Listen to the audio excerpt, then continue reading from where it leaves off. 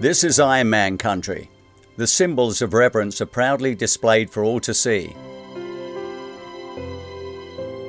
It is a part of the fabric that is Penticton. Residents from the region, from Canada and the world have been racing, volunteering and cheering on Subaru Ironman Canada from the very beginning. For some, it seems the race has always been here. But of course, at one time there was no race in Canada.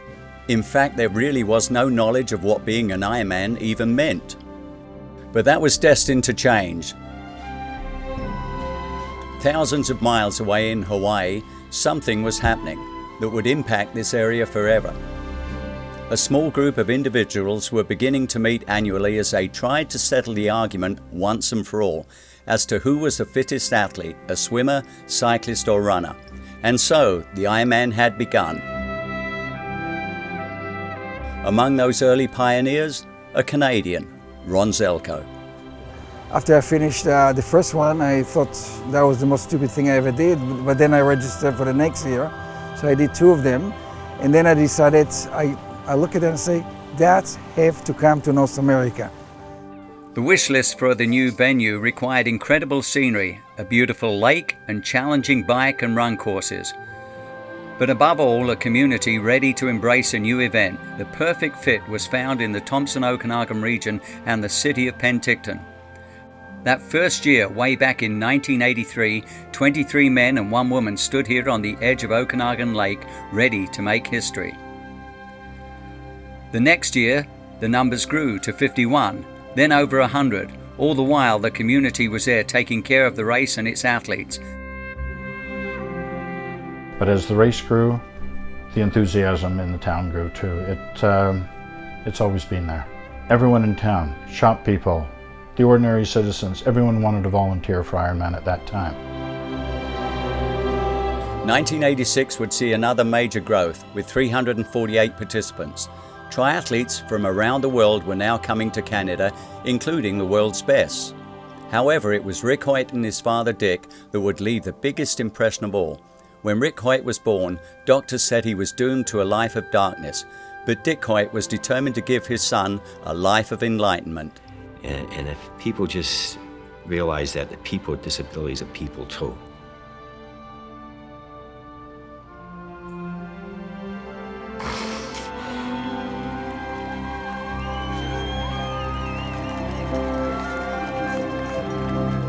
By the end of the first decade, the numbers had grown to over 1,000 athletes as the race became revered by those that came and those that would.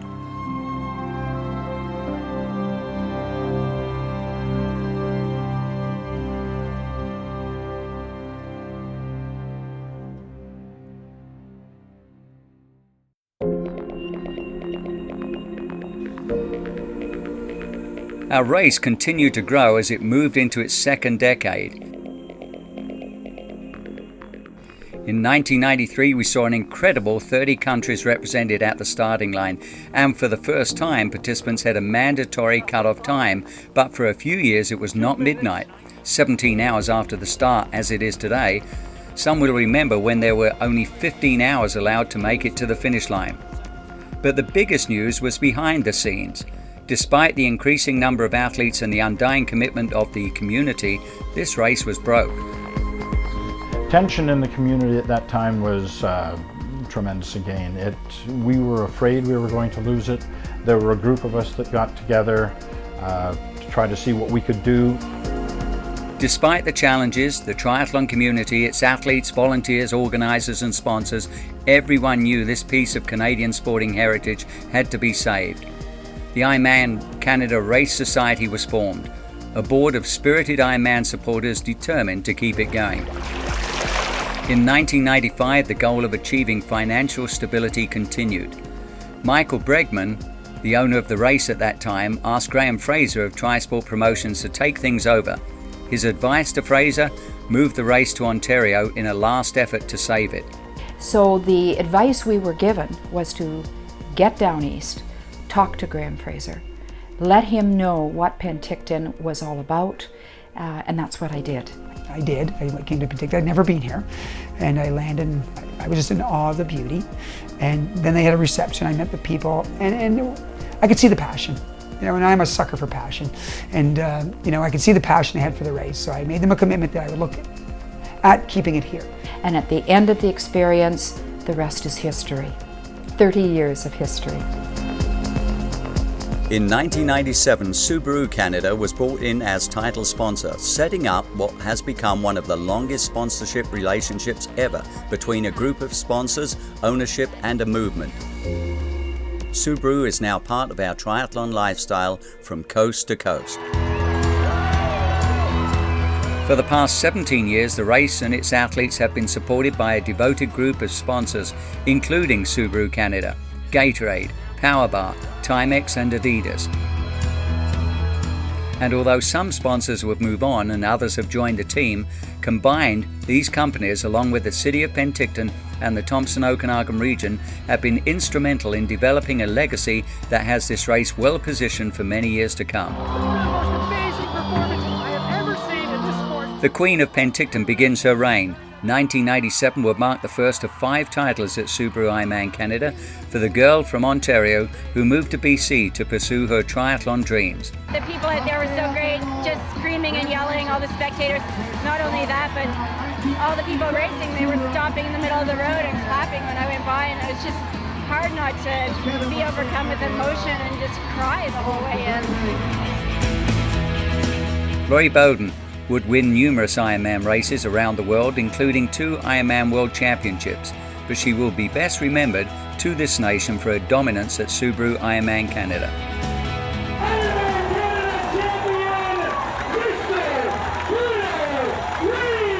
Another Canadian triathlete was on a reign of his own during this area. Montreal's Peter Reid would become one of the most successful male triathletes ever.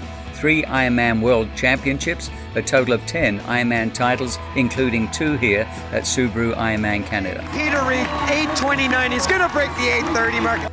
There have always been memorable stories from the amateur ranks as well. 30 years of incredible memories and inspirational stories. No one will ever forget Hart Akerson, the barefoot runner. And the man who did the entire distance in bare feet, Hart Akerson. And of course, Ken Shirk, better known simply as the Cowman. There were many characters over the years, but the one constant since 1984, the Dickheads. Dick Enslin, Ed Russell and Ed Wong. And this Sunday, the Dickheads will once again be at the start line for their 29th start at Ironman Canada. In 2000, the police became a common sighting at Subaru Ironman Canada. In 1994, police officers shaved their heads to support an Edmonton boy diagnosed with cancer. That act of kindness began a fundraising campaign that now extends around the globe, raising millions of dollars in the fight against cancer. If we can give people one more day with their family or get another smile out of them or ease their pain, then this whole thing has been worthwhile. And in embracing Ironman, Ironman has embraced Penticton and given back many, many times over. Over the years, the legacy of this race continues to grow. Millions of dollars have been raised for countless events. At one time, it looked like these moments would no longer happen, at least not here in Penticton. But come Sunday, once again the finish line will be where we make history, one finisher at a time.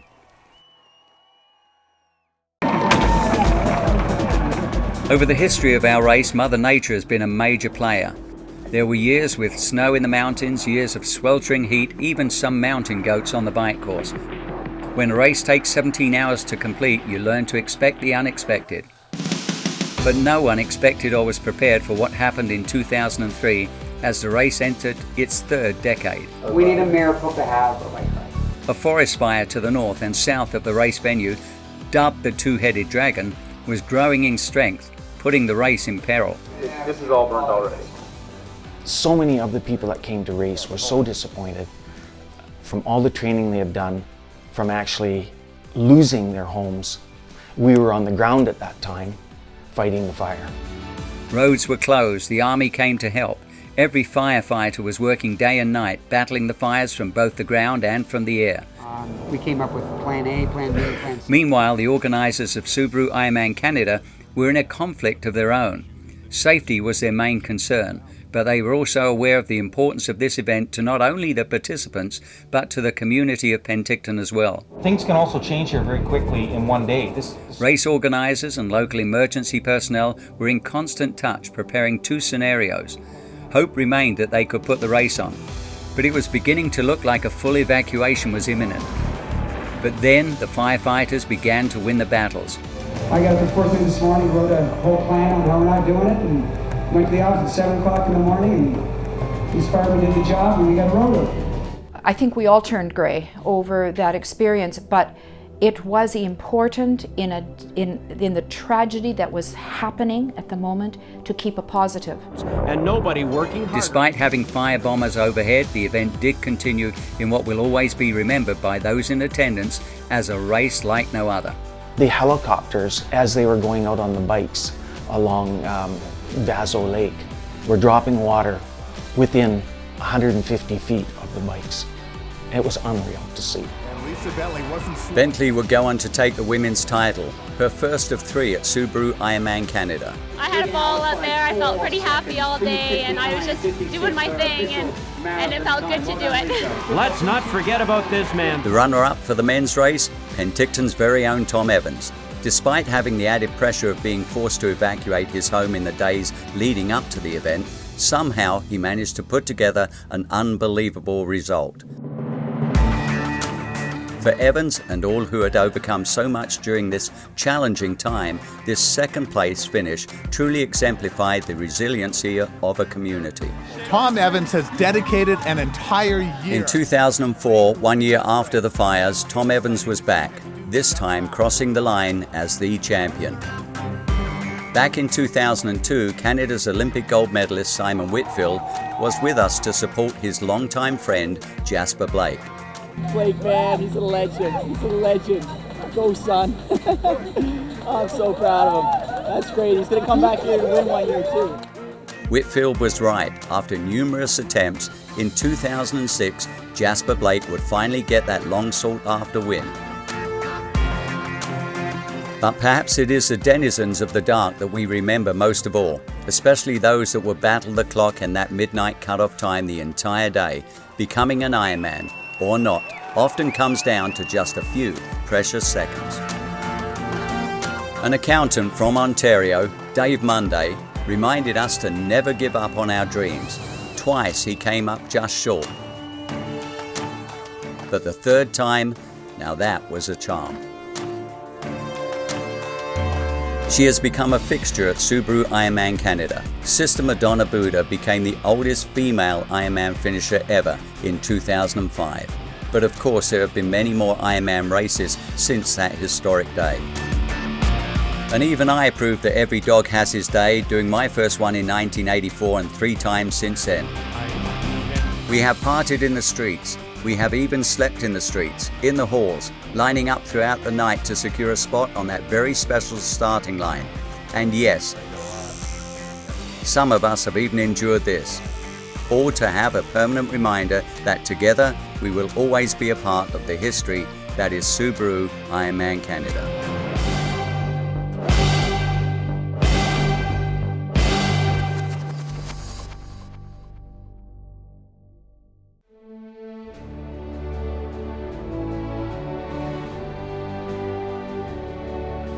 Through good times and bad, the one constant that everyone could count on into this, the 30th Subaru Ironman Canada, the volunteer army. Always has been, always will be the best in the world. It is an army. They have a spirit that is legendary. Best crowd, best volunteers in the world, right here in Penticton. Well, volunteers were the bloodline of this race. Of course, the athletes are what make the race, but the volunteers, the spirit of the volunteers, is what kept this race going here.